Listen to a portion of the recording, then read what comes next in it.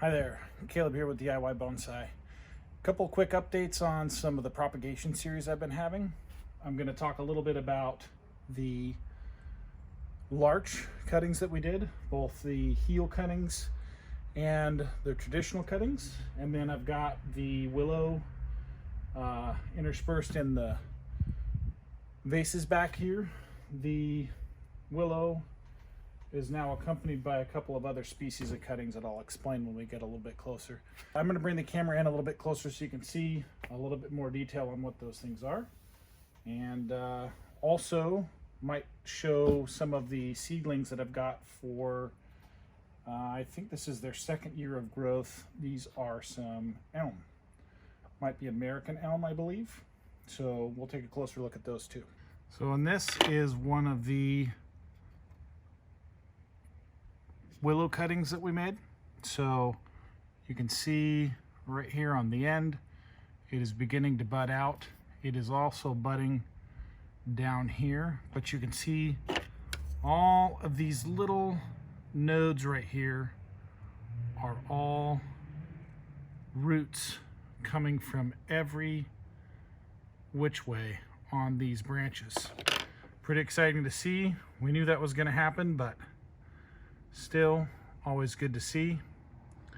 I've got in the same pot as these willows, or in the same area as these willows, I've got some hydrangea that I put in just for fun because I was trimming the hydrangea back for the spring.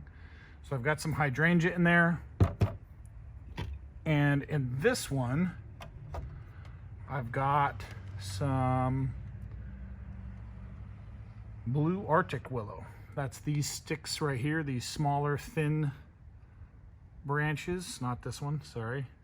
These guys right here are Arctic blue willow, and they are a shrub, but I got some for my Bonsai Society meeting and I figured why not put them in some water, see how they do. These pieces right here are Chinese wisteria that are just stuff again that I was trimming, and I thought, well, why not see if we can get it in some water, see if we can't make it grow. They will eventually get potted up here, but I've got them in some water, see if we can get some results out of it. All right, and this is the last of the vases that we've got with a couple of pieces of that willow. You can see that it is already starting to bud. There's a bud down here coming out, there's a bud up here coming out, a couple of them. And then this piece right here, this piece right here, and this piece right here are some of that hydrangea. And then right back here is a piece of curly willow that my wife was using as a piece of decoration. And I thought, why not just throw that in some water, see what happens with that. So we'll see how that works out. All right, so this is the larch set of cuttings that we did with just traditional cuttings. You can see there's some initial growth here on this longer stem, and there's even some on some of these shorter ones. My prediction was going to be that these would have a harder time because they did not have that genetic code necessary that comes from the heel of where the base of the branch meets the trunk. But at least 2 or 3 weeks afterwards, they're showing some signs of life. We'll see if that continues through the spring. These were the larch heel cuttings. As you can remember, we've got the broken pot signifying that these were the heel cuttings. And my prediction was that these would work out better than the traditional cuttings. But as you can see, there is virtually no difference in the number of signs of life. These buds are just beginning to pop out. It's about the 3rd week in March, so not quite full swing of spring yet, but those larch cuttings are looking pretty good so far. Fingers crossed. So these 3 little elms, I believe, are seedlings from a local park. They should be American elms if my guess is right. They are at least a year old. I can't remember if I planted them last year or the year before. Let's just call them a year old for the sake of argument. and I'm going to be repotting them because they've been kind of mistreated. The dogs came in and dug them up, I think, in the fall, and so I'm going to try and pot them up, make them look a little bit nicer, treat them a little bit better, and we'll see how that looks in a few minutes. All right, there are 3 of these little elms, and I'm going to be putting them into these little, I don't know, 4-inch, maybe 4.5, 5-inch low, just nursery stock pots. Just want to get them out of this planter tray where they've been getting some abuse so they can get some specific attention. And let's just take a quick look at the roots, and then we'll go from there. They're not, I don't think they're super deep in here. So we're just going to kind of gently see what we got. That one has grown a little funny.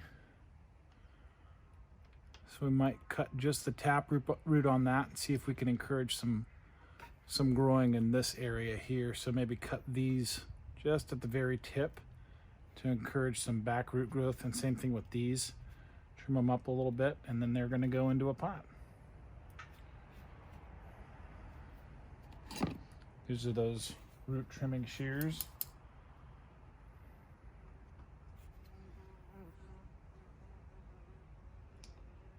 I don't want to hit too much of these growing roots. I'm just trying to get just the tip on these. These feeder roots are important, so I'm not trying to get very many of these fine roots. And then I'm filling up the pot, I don't know, probably a little more than halfway. And then I'm going to plant them at kind of an angle.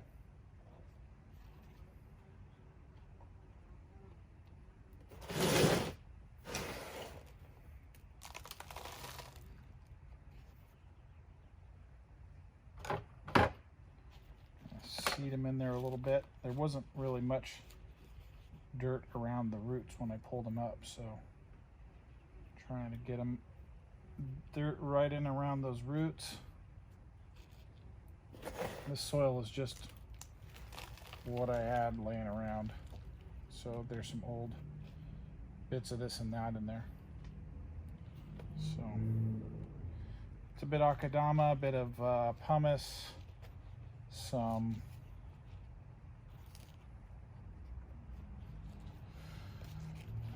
some chicken grit in there. So I'm not really going to tie them into the pot. They're small enough. I don't think they're going to move around a bunch. So we'll see how that works out. A little bit of water here in a moment, and that one's ready. Let's take a look at this one. Again, the dog knocked over both of these, or one of the dogs did.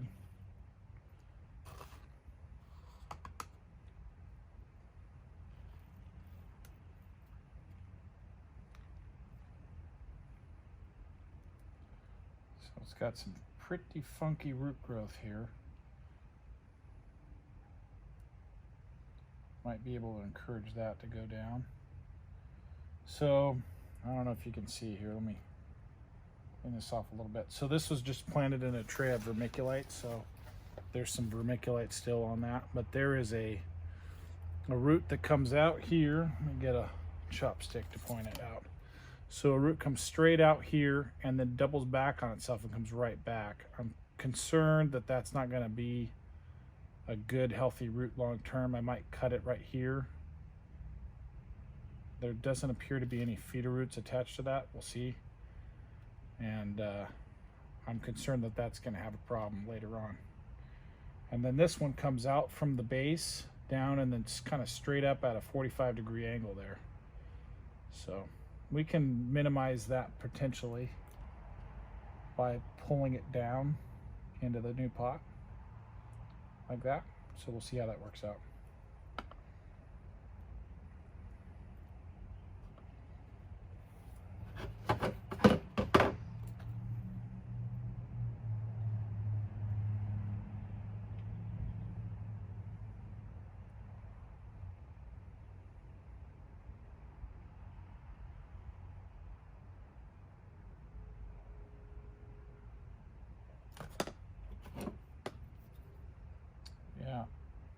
that's getting cut right there.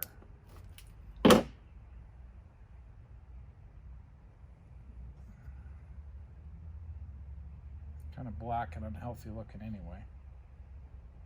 So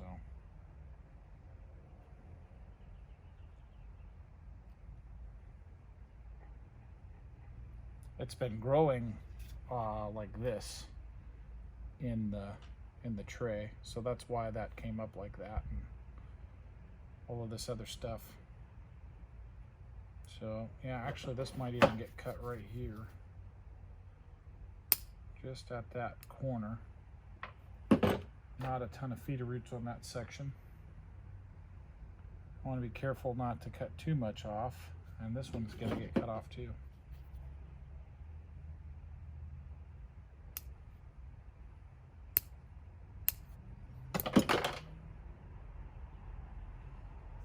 Okay, and this is going into a pot just like that. Might be a little bit at an angle. Again, about halfway filled. Before it goes in, I think we'll plant it at that kind of an angle like that.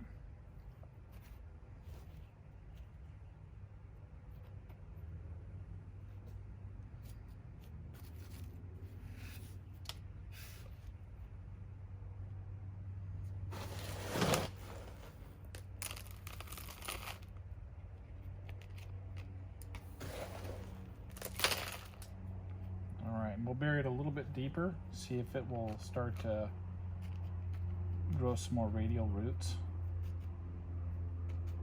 And that one will be that. Last is this one. I don't know if you can see this on camera. It was just careening off the side of the plant or the pot here, the tray. It again, the dog had gotten in there and was digging in here for some reason and knocked it over, and it stayed that way. I didn't even realize it happened. So so if you can picture it, this is the way that it was presenting in the tray. It's got a straight down piece and it just comes over like a giant L, and then it comes all the way out to here. This is sort of the taproot that didn't quite have a chance to go down, and so that's going to come off right about here. And it was kind of rotting anyway. Some of these feeder roots had come out and were growing out of the tray at the end, so they weren't doing so hot either. But let's see if we can make that work. I think that should be thin enough to go into the pot, and I'm still going to plant it at a bit of an angle and just kind of go with that kind of windswept look that it was in here. So we're going to just kind of keep these in the pot like that. Maybe at this angle I think is good.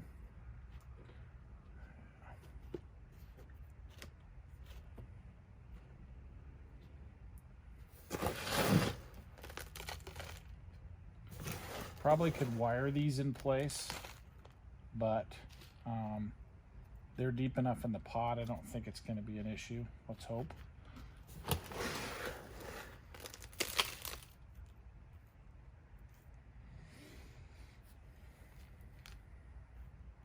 So, and then again, I would normally be chopsticking these into to have the roots be kind of covered over, but I don't think there was enough. Maybe we'll do a little bit on this one, but these other two didn't really have any other dirt around them. So, I don't know. Best practice is probably to do this. Chopstick them in.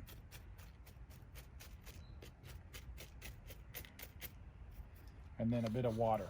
So that's those three. And I think that's it for this tray. That was, there were some other things in this tray, but I don't remember what they were in there. They're not here. I've either taken them out or they didn't make it. So